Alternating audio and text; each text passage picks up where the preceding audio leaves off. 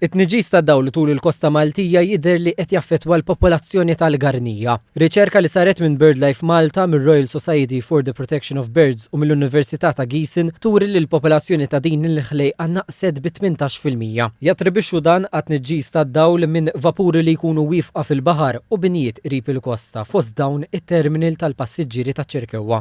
TVM News tkellem ma' Martin Ostid, riċerkatur ma' laqta BirdLife Malta, li spjega kif l-safar tal-baħar fosthom il-garnija jiddependu mid-dlam biex jitemgħu jipproduċu. Jispjega wkoll li jidlam ħarisom u jgħinhom jistaħbew mill-predaturi tagħhom fost oħrajn. Speċjalment it-tar tal-baħar, pereżempju l-garnija, di tidħol fil-bejtiet tagħha fid-dlam biss biex tevita predaturi bħal bisien u gaw li huma hija proċess naturali.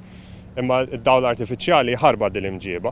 Il-garnija naqset ħafna jew ma tidħolx fil-bejta tagħha u għalhekk il-frieħ jistgħu jibqgħu bil-ġuħ għax il-ġenituri ma jistgħux iżoqquhom.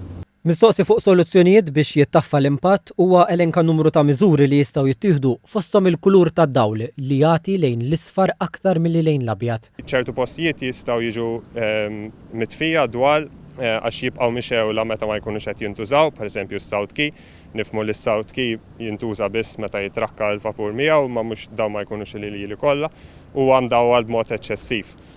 Dawl ieħor jista' jiġi ppuntat l-isfel jekk hemm bżonn jiżdiedu l-arbli ħalli jkun hemm dawl mifrux u mhux dawl ippuntat il fuq b'qawwa eċċessiva. Finalment, Ostid ringrazzja lill-awtoritajiet tal-ħidma tagħhom u qal li jinsab ħerqan biex ikomplu diskussjonijiet biex il-Kosta ta' Malta tkompli tiżboq b'ekosistema ambjentali ħajja u diversifikata.